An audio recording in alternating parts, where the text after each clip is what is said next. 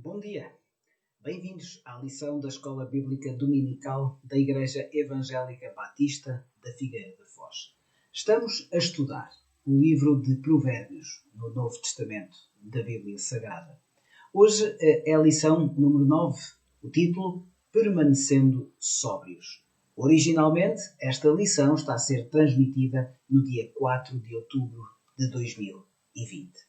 O tema para hoje é: Deus espera que os crentes sejam bons mordomos do corpo que Ele lhes deu. Deus espera que os crentes sejam bons mordomos do corpo que Ele lhes deu. E estaremos nos capítulos 23, versículos 17 a 21, versículos também 29 a 35 do capítulo 23, mas avançaremos também para algumas menções aos capítulos 24 e 25 de Provérbios. Na próxima semana, em princípio já também presencialmente, para além de online, o título da lição será Aceitando a Disciplina. E vamos fazer um saltinho até ao capítulo 29 do mesmo livro de Provérbios. Estamos a aproximar-nos do fim deste livro que nos tem dito tanto sobre a sabedoria de Deus. De facto, desde o princípio temos muito enfatizado estes dois pontos, que o livro de Provérbios nos fornece sabedoria que vem de Deus e que também procurar a sabedoria de Deus significa desenvolver um relacionamento íntimo com Ele, sendo que a base tem sido o estudo do capítulo 1, versículo 7 do livro de Provérbios. Provérbios, capítulo 1 e versículo 7. Na lição de hoje estaremos fundamentalmente a perceber o que a sabedoria de Deus nos indica a três grandes problemas que afetam o mundo contemporâneo em partes geográficas com incidências diferentes. Estaremos hoje, então, a perceber, uma vez mais, o que o alcoolismo, o consumo de drogas, a glutonaria e que efeitos é que então estes vícios, que são um traço tão característico dos nossos tempos, de que forma é que estes vícios e as suas consequências, como vidas destruídas, casamentos desfeitos, famílias feridas, comunidades alteradas, como é que então nós podemos olhar não só para que não caiamos em qualquer destes vícios, mas também e fundamentalmente como poderemos ser ajuda a alguém que esteja ao nosso lado e que esteja, portanto, num processo de não conseguir sair de algum destes vícios. Portanto, o alcoolismo, o consumo de drogas, a glutonaria. Como é que então nós podemos não só ser vítimas, mas como é que podemos também ajudar aqueles que neste momento estão a ser vítimas de um vício que não conseguem controlar, que não conseguem dominar, mas que os está a afetar enquanto pessoa, mas também na sua vida enquanto seres sociais. Vamos ver como há tantos anos atrás, há cerca de quase 3.000 anos atrás, como é que Salomão olhou exatamente para estes vícios, como é que nos deixou preocupações, não só em relação àquilo que ele sabia que era a sua época, mas também preocupações que, sendo de todos os tempos, são, portanto, mensagens que nos são veiculadas através da palavra, como vamos ver, sendo importantes como sabedoria de Deus.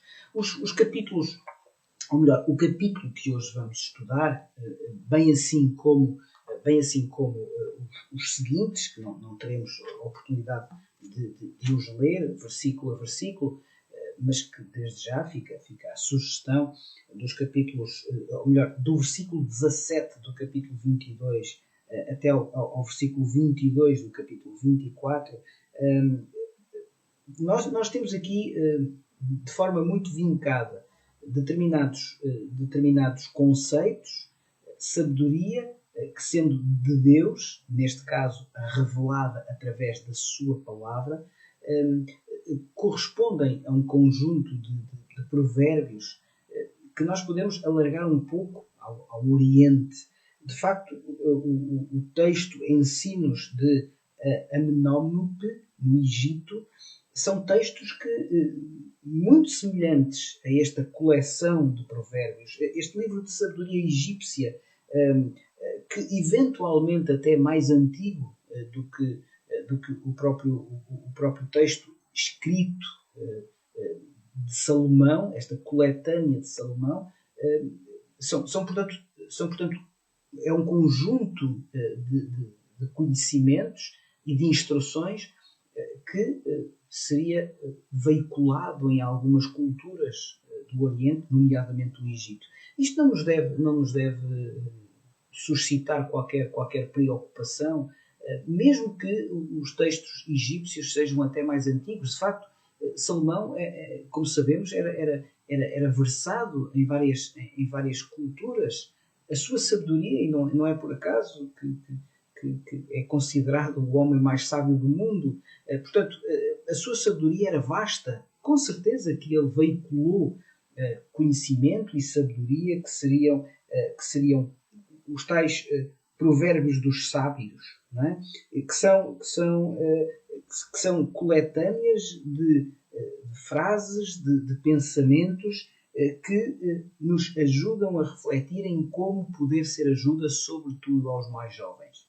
É curioso que a partir do versículo 15 do capítulo 23 de Provérbios, e nesta hora peço então que possamos abrir o texto bíblico, que possamos ter à nossa frente em qualquer suporte, seja suporte físico ou eletrónico, o texto bíblico, também um bloco de notas para eventualmente poder ir anotando alguns dos pensamentos, mas Provérbios capítulo 23 e versículo 15 não é por acaso ligado então a este conjunto de provérbios, os provérbios dos sábios do Oriente, que seriam então marca de algumas culturas, nomeadamente a cultura egípcia.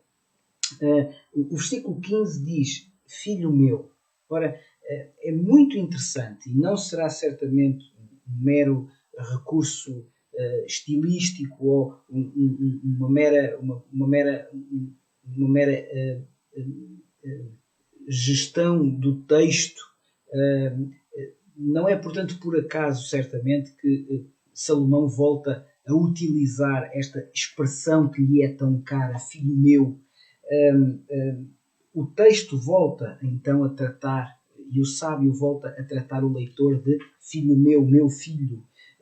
Provérbios, capítulo 23, versículo 15, a partir daqui é recorrente esta menção a filho meu filho.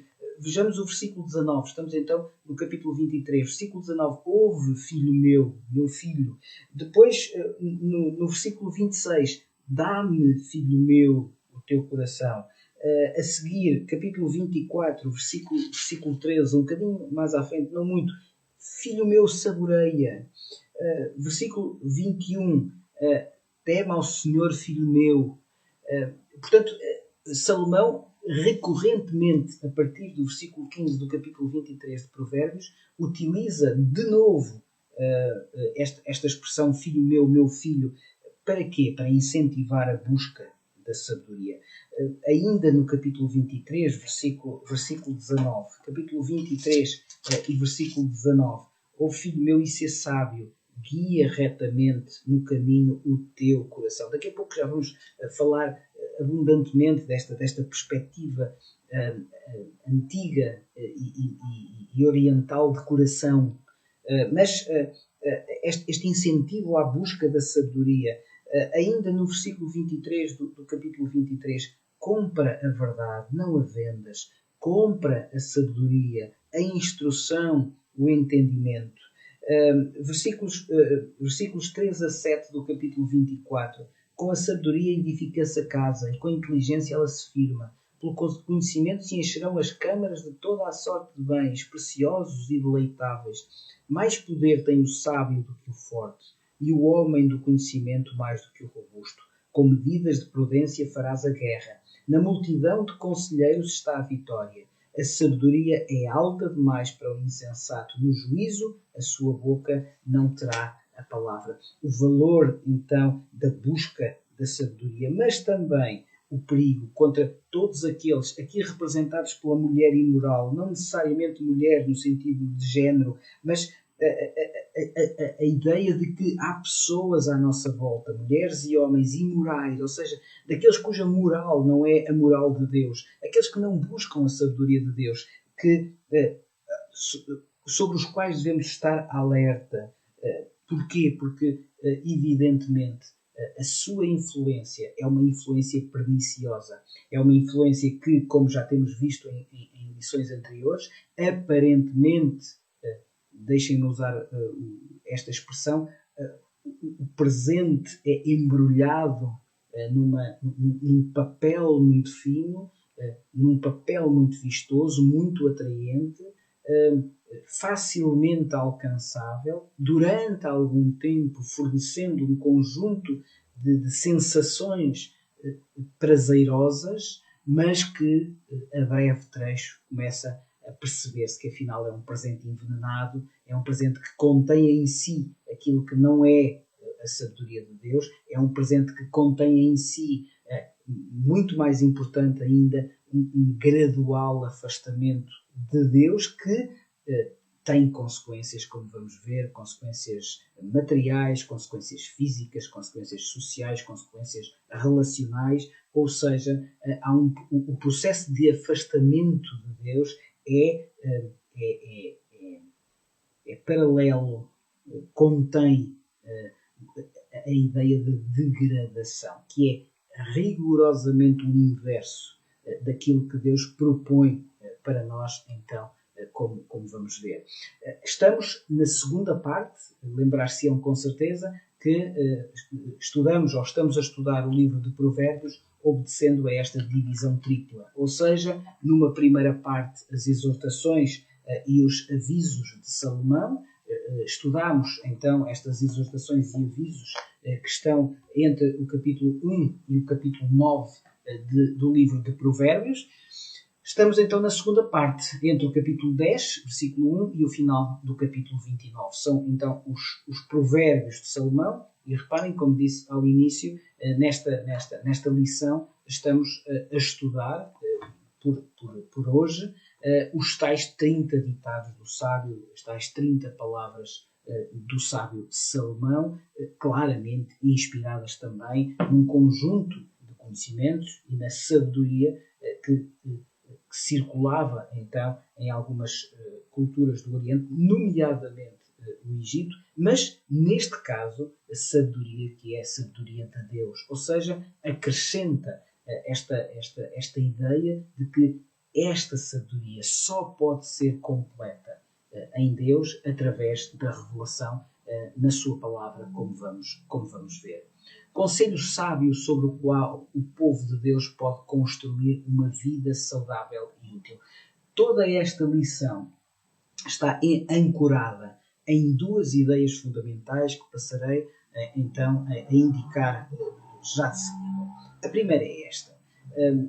É possível uma vida saudável. É possível mantermos um padrão que seja um padrão agradável ao nosso corpo, agradável à nossa mente e útil. Como vamos ver, esta utilidade, ou seja, esta característica utilitarista do conselho sábio é muito mais evidente do que aquilo que pareceria. Isto é importante porque, por vezes, desvalorizamos, mesmo não desprezando, mas desvalorizamos o conselho sábio, ou seja, não lhe damos tanto valor como aquele que deveríamos dar, apesar de a revelação, apesar de a palavra nos indicar, como vamos mais uma vez estudar nestes capítulos, mas sobretudo no capítulo 23 do livro de Provérbios, vamos então estudar que este conselho sábio pressupõe, implica como consequência uma vida que tem duas características muito interessantes. Em primeiro lugar, é uma vida saudável, ou seja, é uma vida que nos preserva. Muitas vezes utilizamos a palavra saudável apenas em relação à nossa parte física, à parte mais material do nosso corpo. Como vamos ver, esta vida saudável tem uma muito maior amplitude. O conselho sábio sobre o qual nós podemos construir a nossa vida é um conselho sábio que tem consequências de uma vida saudável, claro, também fisicamente, mas ao mesmo tempo espiritualmente, na nossa relação espiritual. Na nossa relação espiritual com Deus, que pressupõe uma melhor relação espiritual com os outros. Não necessariamente o descanso, no sentido de não trabalho, ou de não olhar à volta, ou de não estar ávido de perceber como podemos ser ajuda àqueles que estão à nossa volta. Daí esta outra característica. Uma vida saudável, repito, uma vida saudável não só materialmente, mas também espiritualmente, mas útil. E útil para quem? Em primeiro lugar, evidentemente para nós, no sentido em que esta vida saudável, quer materialmente, quer espiritualmente, evidentemente tem implicações sobre nós, mas útil também em relação aos outros. Ou seja, este conselho sábio sobre o qual nós podemos construir a nossa vida tem uma dimensão saudável, mas também tem uma dimensão utilitária para nós e para os outros. E há um outro pilar sobre o qual nós vamos basear a nossa lição.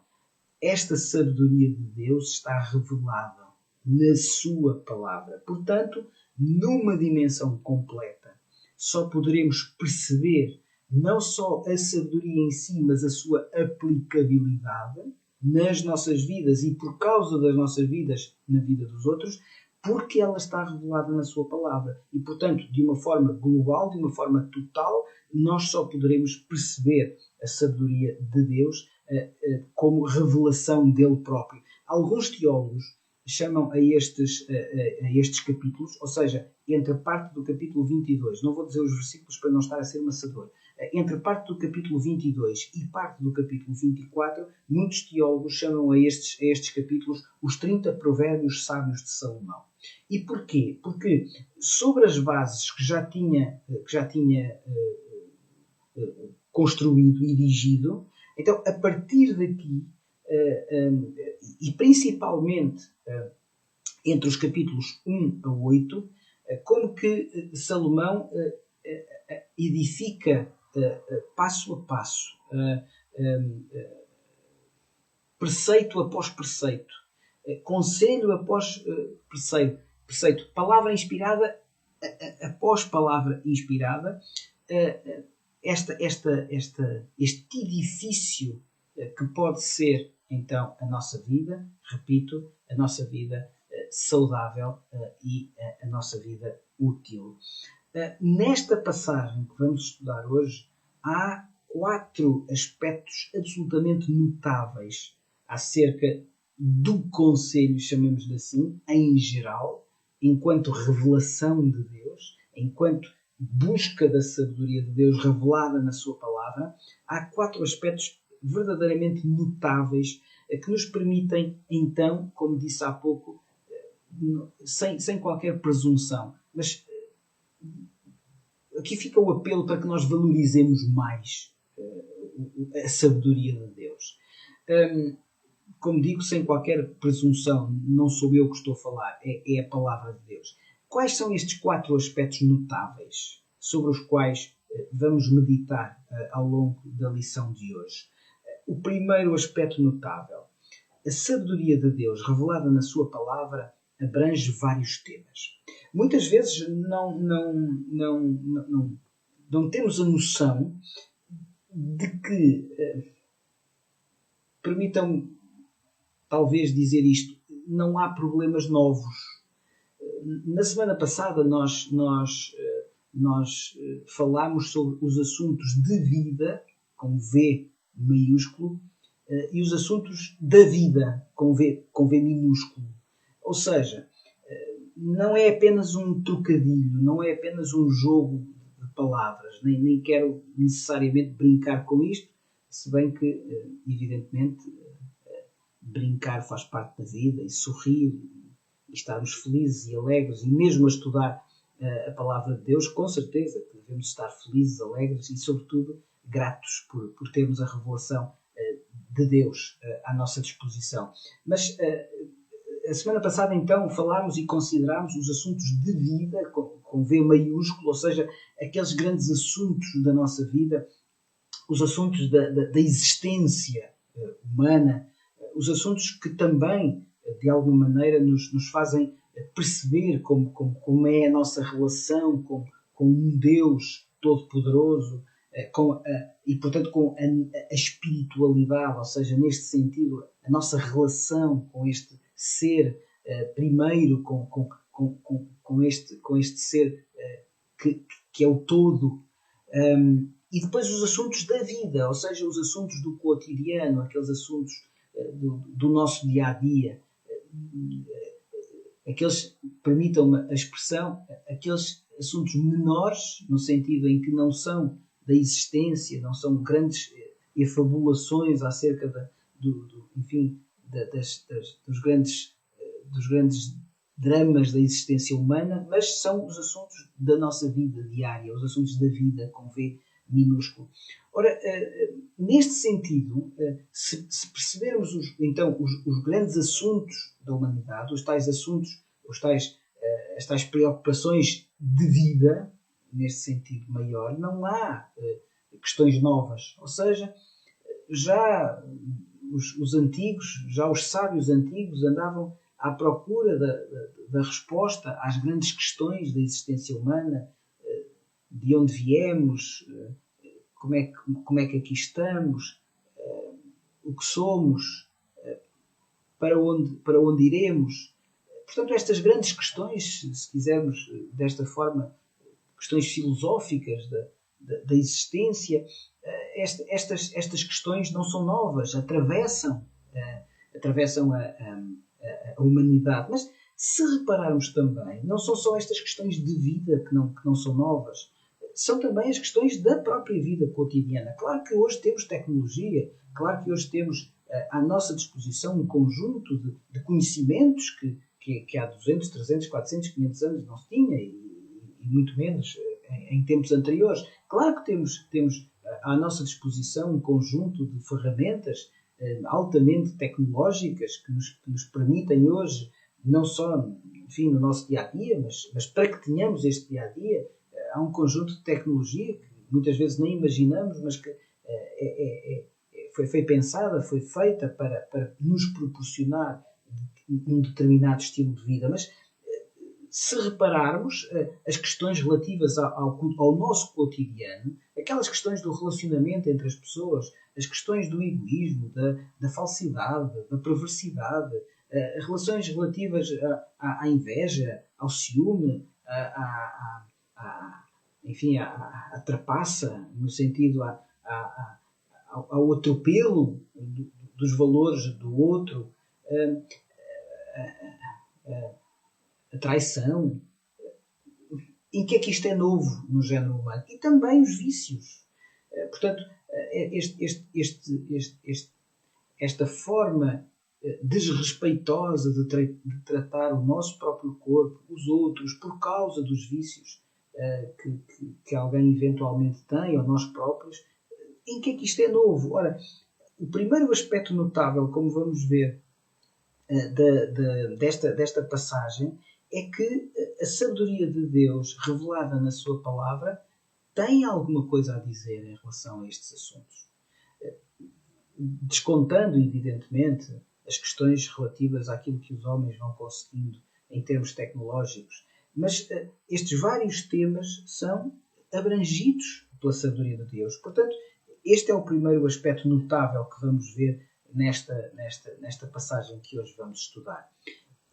Não vou dizer mais importante, mas talvez mais tocante, talvez mais para uns do que para outros. Não vou aqui fazer juízos de valor e de importância em relação a estes 4 aspectos notáveis. O segundo aspecto notável desta passagem é que a sabedoria de Deus perscruta a alma. O que é que isto quer dizer? Quer dizer que o conselho de Salomão é pessoal. Permitam-me usar ainda uma outra expressão, é espiritual. No sentido em que a sabedoria de Deus, abrangendo vários temas, não estava propriamente vocacionada para questões de sumenos importância, para trivialidades, para superficialidades, mas, como vamos ver e vamos então estudar hoje, para assuntos do coração. Daqui a pouco já vamos perceber o que é que na Bíblia quer dizer o coração. Ora, neste sentido, permitam-me, perscruta a alma. Vamos dizer assim, perscruta o coração. Coração não o órgão, como vamos ver, mas o que significa então o coração. E este é o segundo aspecto notável da passagem que hoje vamos estudar, obviamente tendo em conta tudo aquilo que já dissemos em relação ao livro de Provérbios. Em terceiro lugar, apesar de abranger vários temas, apesar de perscrutar a alma, o coração, neste sentido, o terceiro aspecto notável da sabedoria de Deus é que ela é prática. Salomão, apesar de falar de coisas incrivelmente complicadas e pessoais e espirituais, neste sentido, foi capaz de tornar praticável, digamos assim, aplicável a sabedoria de Deus. Não se ficou por uma consideração meramente teórica, não a tornou demasiado complicada para que poucos a possam entender, antes pelo contrário, tornou aplicável aquilo que é difícil, apesar de abranger vários temas, apesar de perscrutar a alma. E finalmente, em quarto lugar, o quarto aspecto notável desta passagem, o conselho de Salomão é relacional. O que é que isto quer dizer? Percebemos claramente, quando estudamos o livro de Provérbios, que Salomão desejava duas coisas. Desejava o aprofundamento do relacionamento em duas dimensões.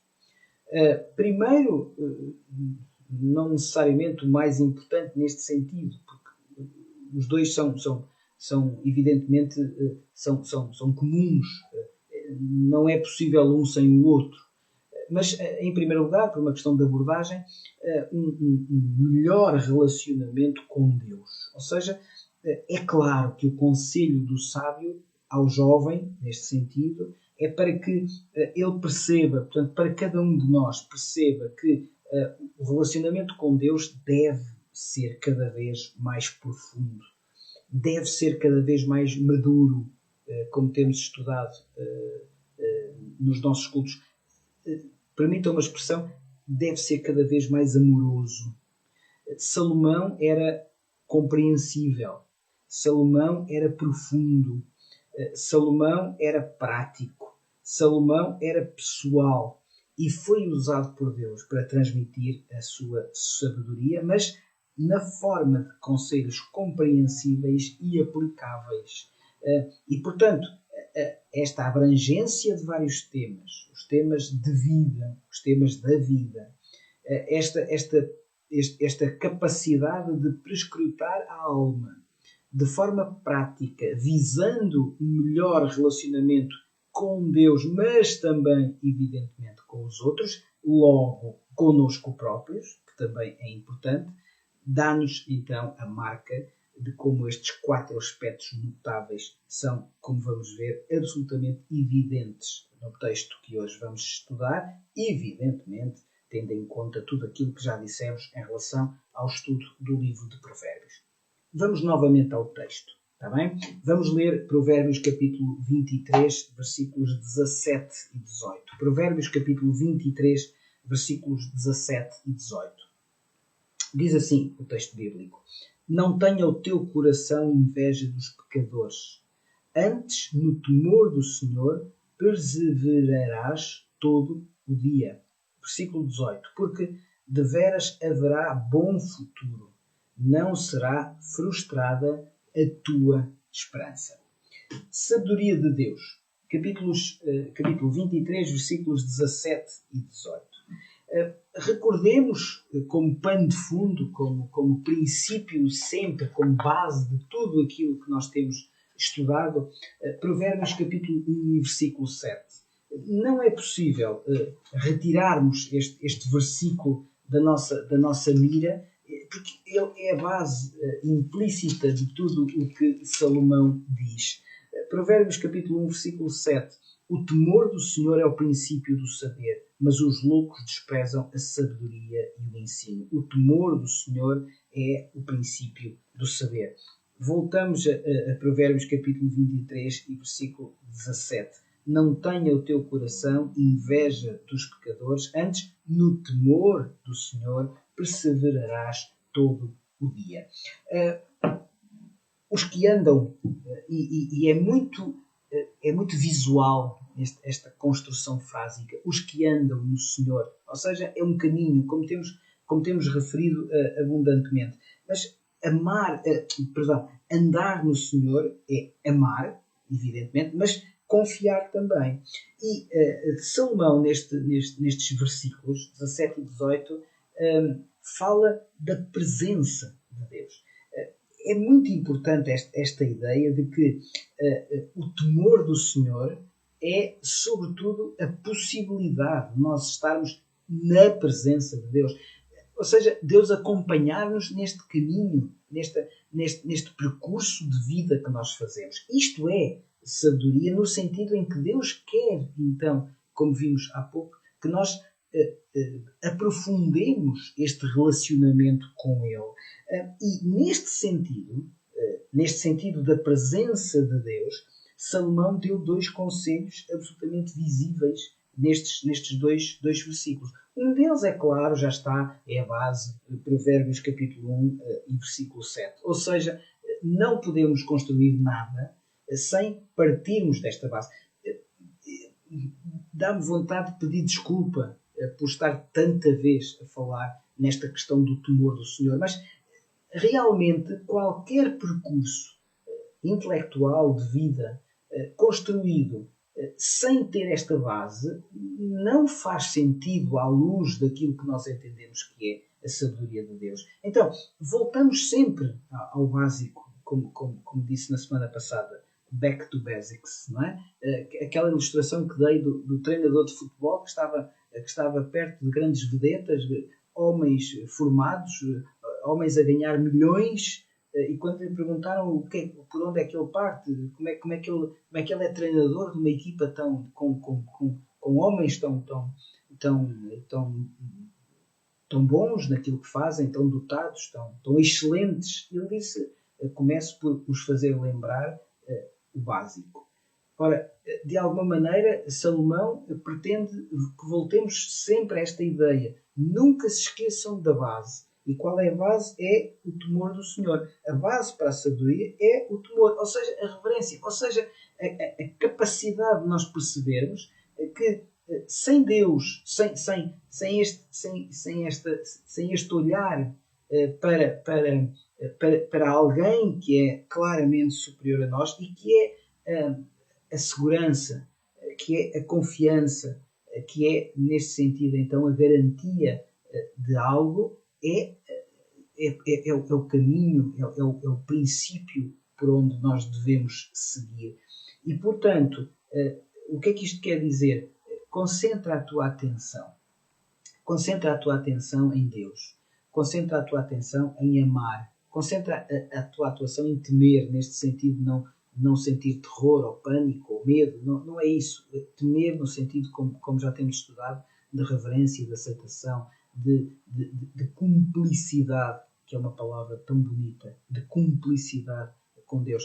E tanto mais admirável que isso não só não parte de nós, não pode partir de nós, mas tanto mais admirável como Deus, um ser perfeito, superior, todo-poderoso, excelente, foi capaz de estabelecer um relacionamento connosco através do seu Filho, sendo nós pecadores, estando nós tão sujeitos às vicissitudes do pecado, estando nós tão sujeitos a esta constante tendência que todos nós temos para não procurarmos Deus, para não procurarmmos as coisas excelentes. E esta é, então, a primeira lição, o primeiro conselho que Salomão dá.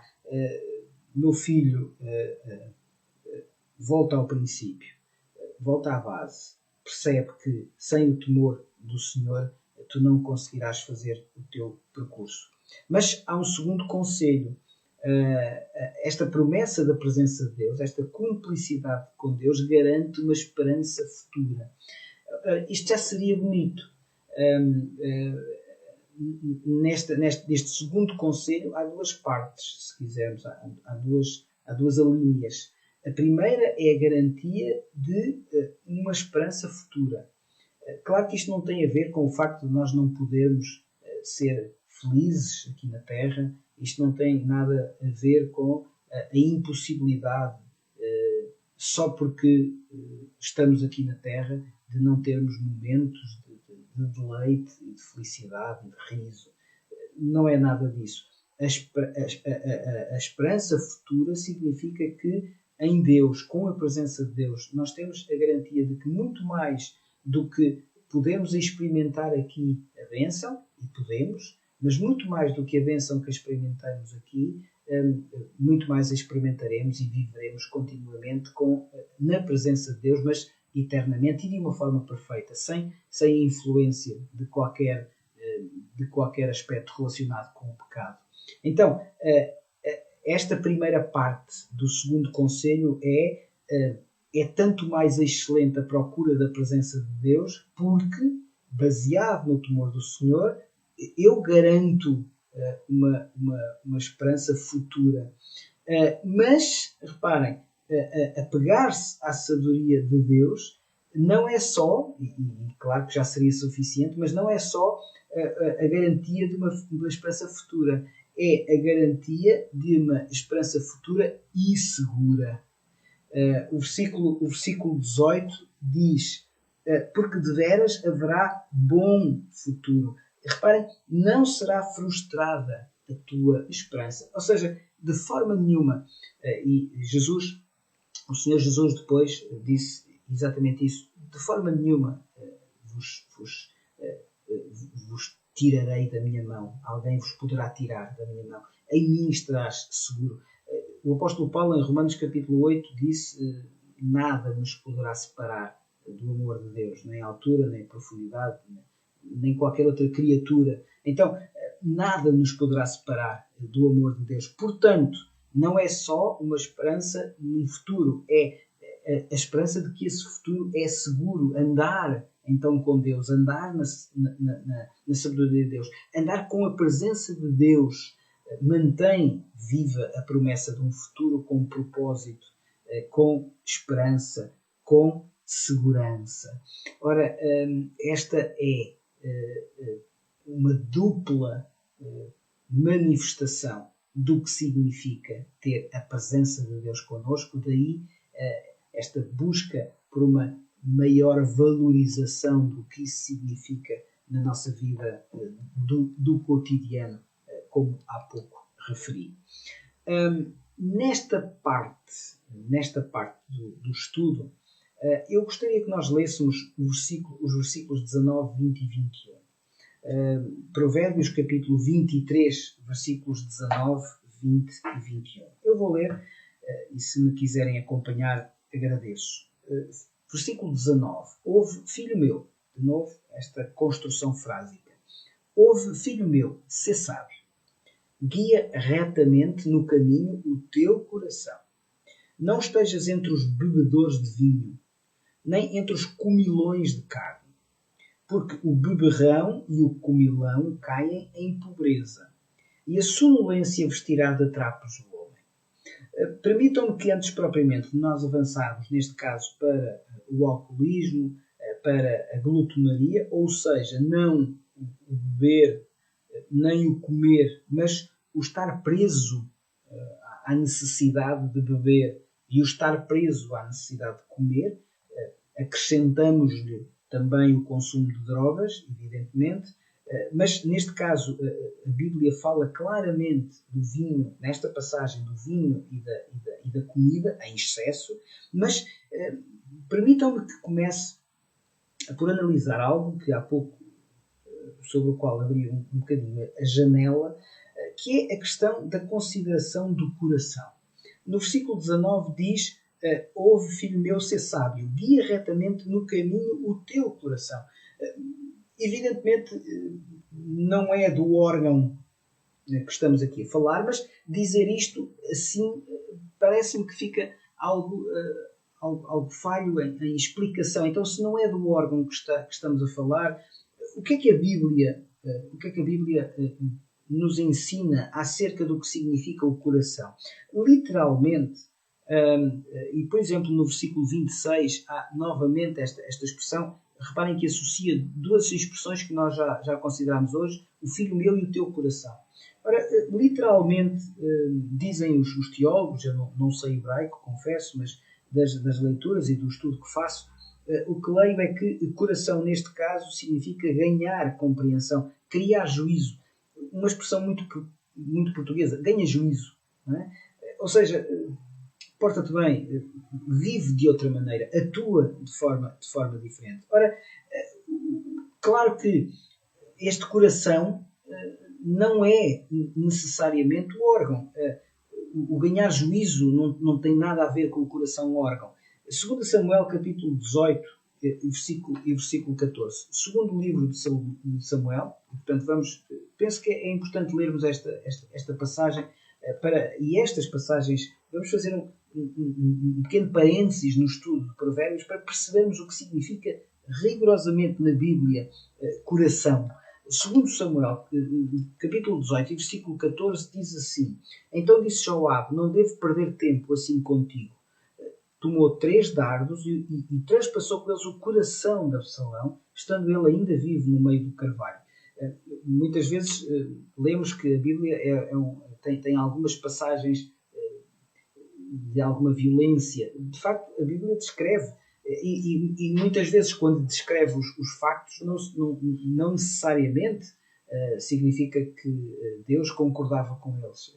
É preciso um cuidado, estudo do texto, e nomeadamente neste aspecto é preciso percebermos quando o que o cronista, neste caso o historiador, neste caso aquele que escreveu acerca da vida de Salomão, de Samuel, provavelmente então, em grande parte, texto escrito pelo próprio, mas quando se fala aqui do coração, reparem que neste caso é o coração físico, é o órgão.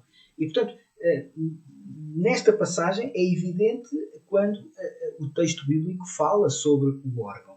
Mas o coração como centro do corpo, e vamos ver então algumas passagens que nos ajudam a perceber toda a dimensão do que significa então coração neste sentido de centro da vontade. Quem tem o texto bíblico à frente, eu gostaria que pudéssemos abrir em Isaías, um dos profetas, chamado profeta maior, como sabemos, não necessariamente porque tinha maior importância, mas porque escreveu livros maiores.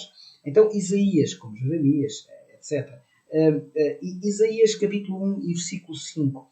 Porque haveis de ainda ser feridos, visto que continuais em rebeldia. Toda a cabeça está doente e todo o coração enfermo. Então, toda a cabeça, todo o coração. O que é que neste caso Isaías, capítulo 1, versículo 5, quer dizer? Quer dizer que o coração é o centro do corpo, centro da existência. Em Salmos, capítulo 73 e versículo 26, nós temos o coração como a força vital.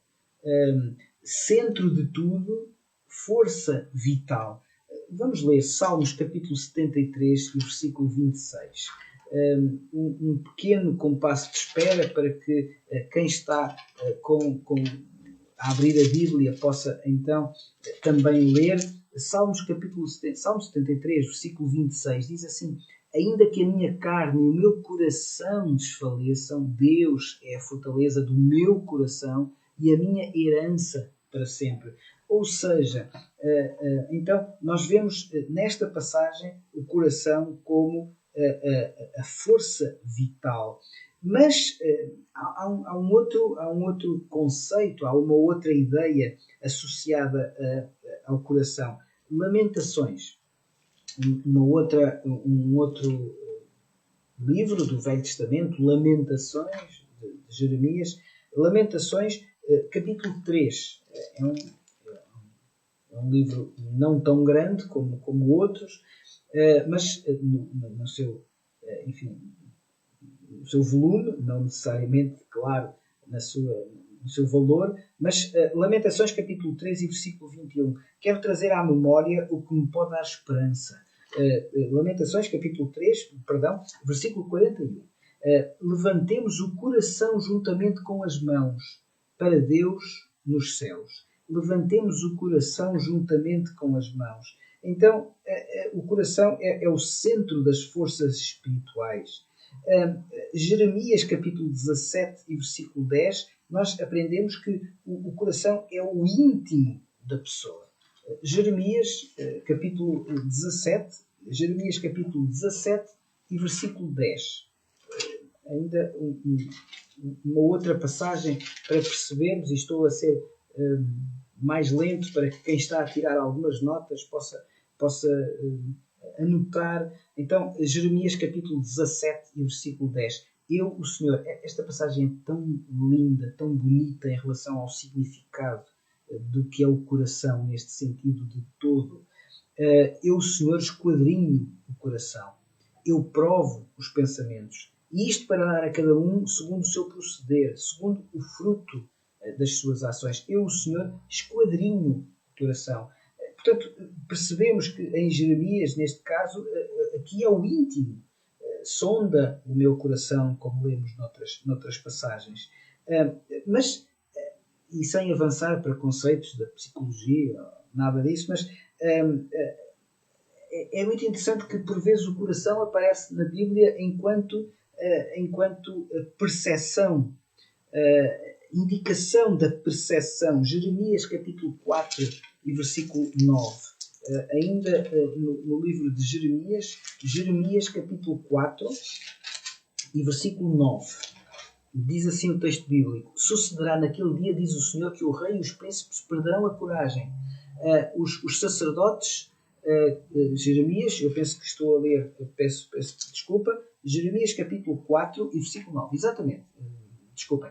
Sucederá naquele dia, depois, diz o Senhor, que o rei e os príncipes perderão a coragem, os sacerdotes ficarão pasmados, os profetas estupefactos.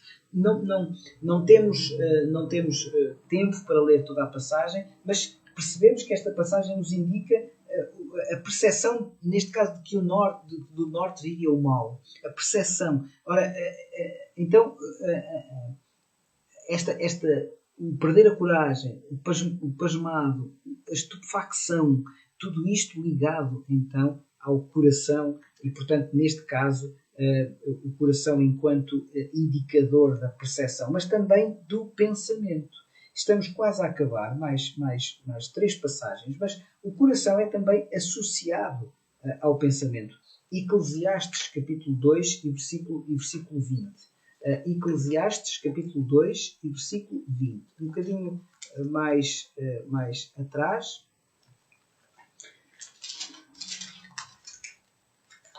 Eclesiastes capítulo 2 e versículo 20. Diz assim o texto bíblico: então me empenhei porque o coração se desesperasse de todo o trabalho com que me afadigara debaixo do sol. Aqui, Eclesiastes é um livro em que, evidentemente, como sabemos, o pregador, não é? Está muito preocupado com questões relacionadas com alguma aparente injustiça. E, portanto, no mundo, porquê? Porque parece que os perversos florescem e os justos não. E, portanto, aqui neste livro é muito evidente uma percepção humana do que significará esta aparente injustiça. E é neste sentido, então, que Eclesiastes capítulo 2 e versículo 20 diz que empenhei porque o coração se desesperasse de todo o trabalho. Então, neste caso, o coração, então, enquanto pensamento. Mas Salmos, e estamos mesmo a terminar este parênteses, Salmos capítulo 31 e versículo 12. Um pouco antes de Provérbios, agora o livro dos Salmos, Salmos capítulo 31. Por vezes o livro dos Salmos é visto como sendo apenas um livro de poesia, um livro poético, mas tem verdades espirituais, evidentemente, é a palavra de Deus. Salmos capítulo 31, versículo 12. Estou esquecido no coração deles, como morto, sou como vaso quebrado.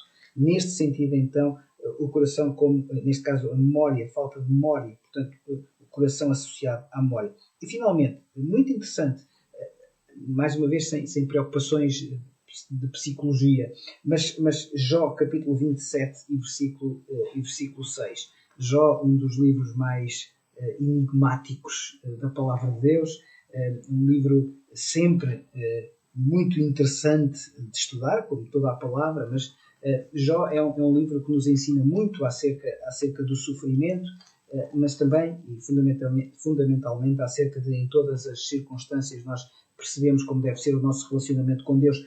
Jó capítulo 27, versículo 6. À minha justiça me apegarei e não alargarei. Não me reprova a minha consciência por qualquer dia da minha vida. Eu estava a falar do coração. Ora, o coração, consciência, também neste caso. Ou seja, centro do corpo, força vital, centro das forças espirituais, íntimo da pessoa, percepção, pensamento, memória, consciência.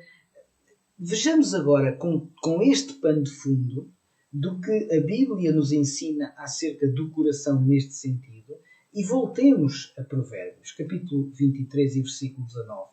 Ouve, filho meu, e sê sábio, guia retamente no caminho o teu coração.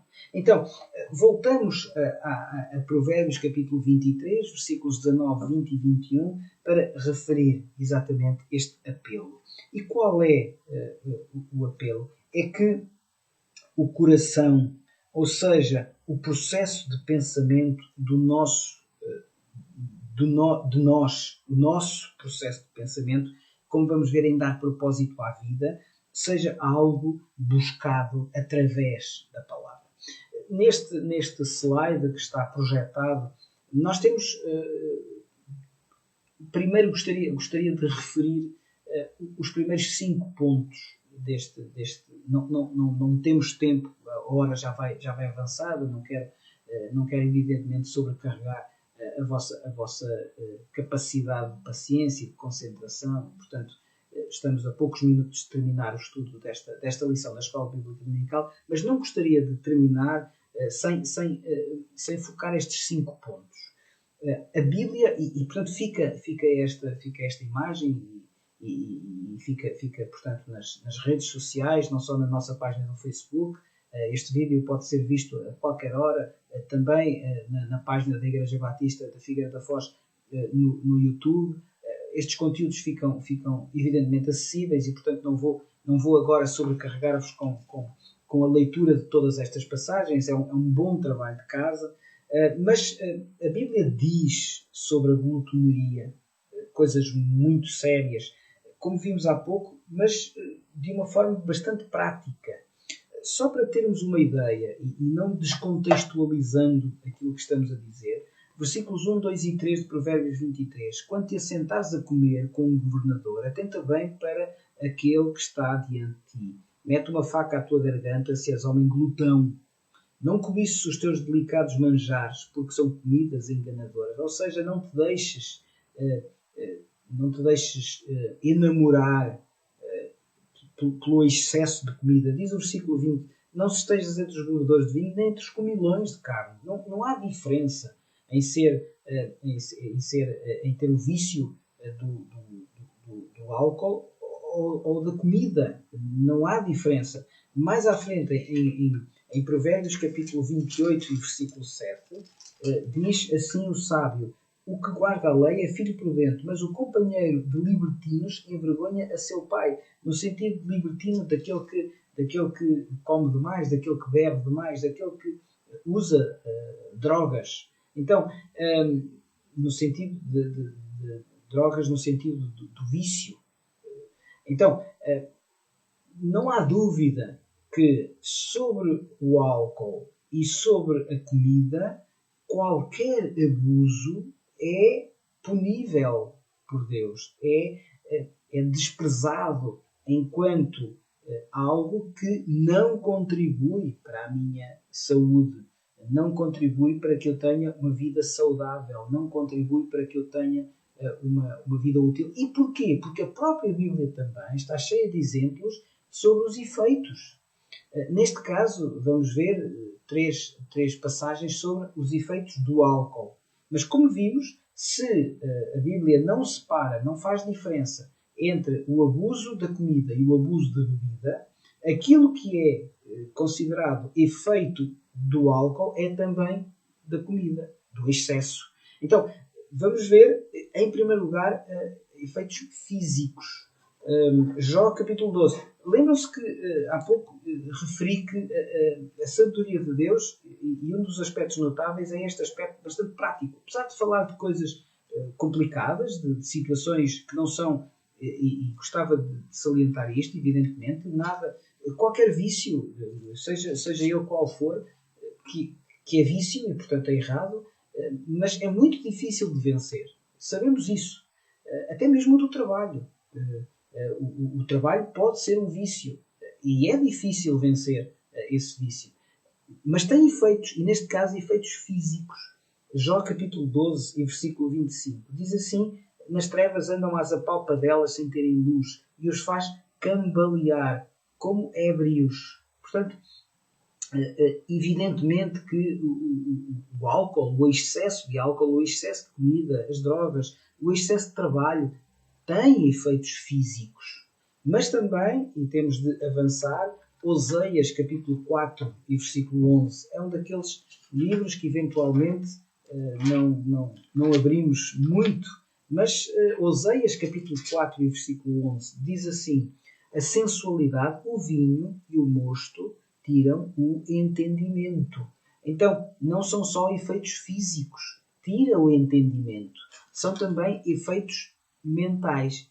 E finalmente, neste aspecto, Isaías capítulo 5, versículos 11 e 12. Já lemos hoje pelo menos uma passagem do livro de Isaías, então eu estou a abrir a minha Bíblia.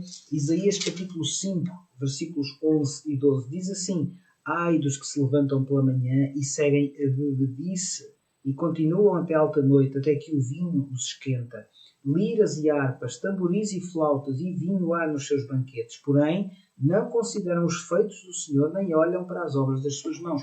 Não é possível estarmos dominados por um vício e a nossa vida espiritual ser a mesma do que seria sem esse vício. Evidentemente, qualquer vício tem efeitos espirituais. Agora, tem efeitos físicos. Qualquer vício tem efeitos mentais. Qualquer vício tem efeitos espirituais. Qualquer vício provavelmente há quem pergunte, então, mas a Bíblia fala de casos de embriaguez? Claro que fala. Fala de casos de embriaguez no sentido em que essas práticas resultaram em algo que não era da vontade de Deus. Ou seja, os casos de embriaguez referidos na Bíblia não são, de forma nenhuma, para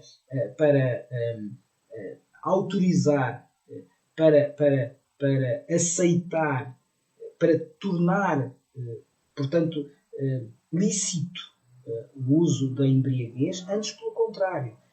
Quer com Noé, quer com Ló, Elá, Ben-Hadad, são pelo menos 4 exemplos de embriaguez na Bíblia que tiveram consequências, algumas delas bastante nefastas. Mas, porque gosto muito desta perspectiva, sobretudo positiva, da abordagem ao texto bíblico, Efésios capítulo 5 e versículo 18. É uma passagem tão bonita de se ler a seguir a todas as outras. Diz assim, e não vos embriagueis com vinho, no qual há dissolução, e depois vejam a parte B, mas enchei-vos do Espírito. Ou seja, há uma alternativa à embriaguez. Há um caminho diferente ao vício. É o enchermos-nos de Espírito. Aqui, uma vez mais claramente, uma impossibilidade, ou uma coisa ou outra. Finalmente, Deus deu-nos corpos e quer que o honremos com eles. É uma passagem também escrita originalmente pelo apóstolo Paulo, inspirado por Deus. 1 Coríntios, capítulo 6, e para terminar esta questão relativa então aos vícios, 1 Coríntios, capítulo 6, versículos 19 e 20. Acaso não sabeis que o vosso corpo é santuário do Espírito Santo, que está em vós, o qual tendes da parte de Deus e que não sois de vós mesmos? Versículo 20. Porque foste comprados por preço, agora pois glorificai a Deus no vosso corpo. Ou seja, é possível honrar a Deus com o nosso corpo. É possível glorificar a Deus com o nosso corpo. E, portanto, mais uma vez, uma alternativa à embriaguez, ao vício, à glutonaria, às drogas, ao trabalho em excesso. Deus deu-nos corpos e quer que o honremos com eles. Para terminar, voltamos a Provérbios. Provérbios capítulo 23, versículos 19, 20 e 21. Vamos ler então o texto. Provérbios capítulo 23, versículo 19. Ouve, filho meu, sê sábio, guia retamente no caminho o teu coração, não estejas entre os bebedores de vinho, nem entre os comilões de carne. E depois diz o versículo 21, porque o beberrão e o comilão caem em pobreza e a sonolência vestirá de trapos o homem. Mais duas ideias para terminar então o estudo desta parte do livro de Provérbios. Há um processo de pensamento que nos permite perceber o propósito da nossa vida. Esse processo de pensamento do povo de Deus, partindo das consequências do abuso dos vícios, do álcool, da glutonaria, das drogas, do trabalho enquanto excesso, é um processo de pensamento que nos faz perceber que as consequências do abuso têm esta quádrupla característica. Em primeiro lugar, como vimos abundantemente, este abuso tem consequências físicas.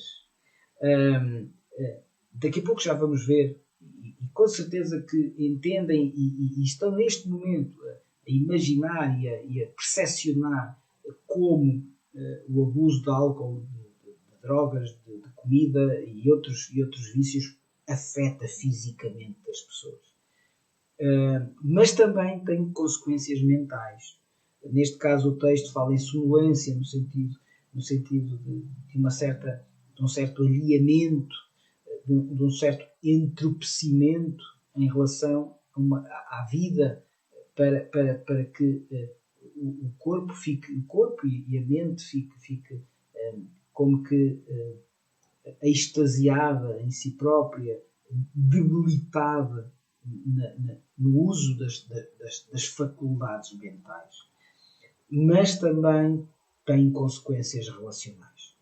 É inimaginável o número de pessoas que é afetada nos seus relacionamentos pelo abuso, pelo vício, álcool, comida, drogas, trabalho, como dissemos há pouco, vidas desfeitas, relacionamentos destruídos, todo o tipo de violência, os abusos, violência sexual, violência física, violência psicológica. Se percebermos o que significa o abuso destas substâncias, percebemos a dimensão da importância, peço desculpa pelo pleonasmo, a importância de refletirmos, de não cairmos e de ajudarmos aqueles que estão à nossa volta, que por si não parecem ter capacidade de sair deste círculo vicioso.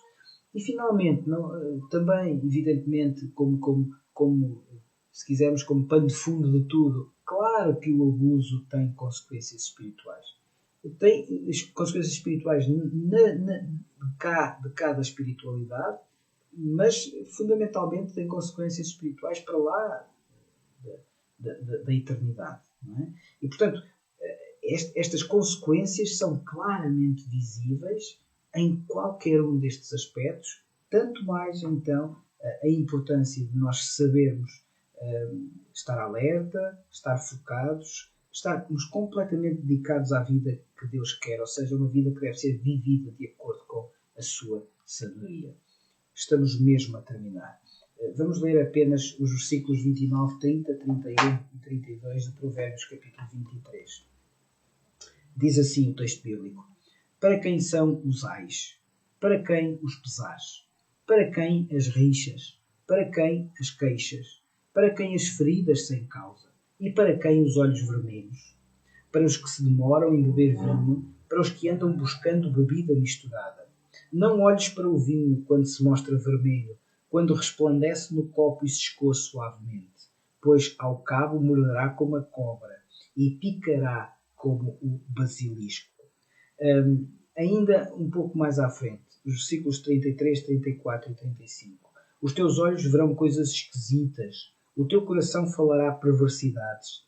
Serás como o que se deita no meio do mar e como o que se deita no alto do mastro, e dirás: espancaram-me e não me doeu, bateram-me e não o senti. Quando despertarei? Então tornarei a beber.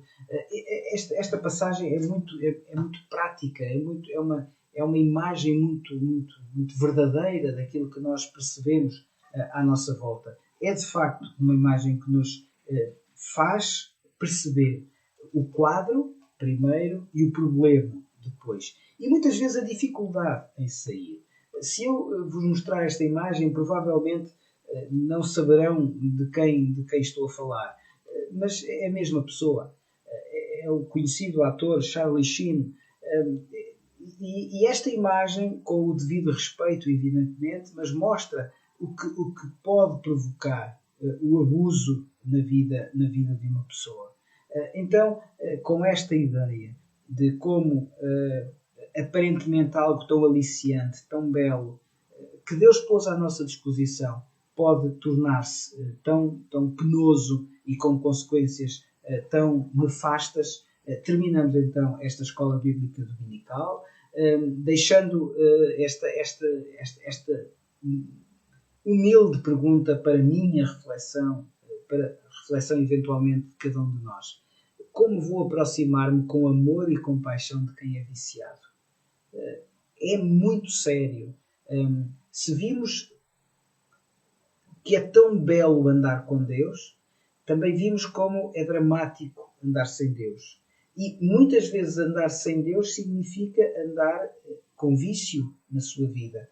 Eu acredito que conhecemos alguém à nossa volta que neste momento está a tentar lutar com algum dos vícios que foi focado nesta manhã. Então, como vou aproximar-me com amor e compaixão de quem é viciado? Fica a pergunta para reflexão, para oração, para ação. Foi um gosto estarmos juntos. Até para a semana. Graça e paz.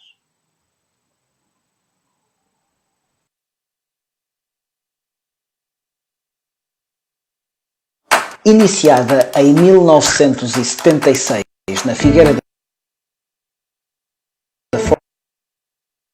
Foz, a comunidade batista organizou-se em igreja 2 anos mais tarde. Acreditamos que a palavra de Deus nos desafia a viver com o desígnio de vencer o mundo, porque somos seus filhos, em Cristo, na graça e pela fé. Dele temos este mandamento, que quem ama a Deus, ame também a seu irmão. Ou seja, cremos que nascemos de novo para vencer em amor, guardando mandamentos que não são pesados. Porque temos no nosso cansaço e opressão alívio de quem é manso e humilde de coração. E encontramos descanso para as nossas almas, porque o seu jugo é suave e o seu fardo é leve. Temos como desafio sermos uma igreja de amor e, portanto, de amorosos, de trabalho, e portanto de trabalhadores, e de ousadia e portanto de ousados. Com esta base estratégica e programática, podemos observar o que Deus faz, alicerce para cumprirmos a nossa missão: fazer Deus sorrir. Deus sorri quando o amamos acima de qualquer coisa, quando confiamos nele completamente, mesmo quando isso não faz sentido, quando lhe obedecemos incondicionalmente, quando o louvamos e damos graças continuamente, e também quando usamos as nossas habilidades. A Igreja Evangélica Batista da Figueira da Foz tem como objetivos prestar culto a Deus, segundo os ensinos das Sagradas Escrituras, instruir os seus membros na religião cristã evangélica e difundir o Evangelho de Cristo, estando organizada em departamentos: evangelismo, educação, administração e assistência, para melhor desempenhar as suas funções. Igreja Evangélica Batista da Figueira da Foz. Bem-vinda, bem-vindo!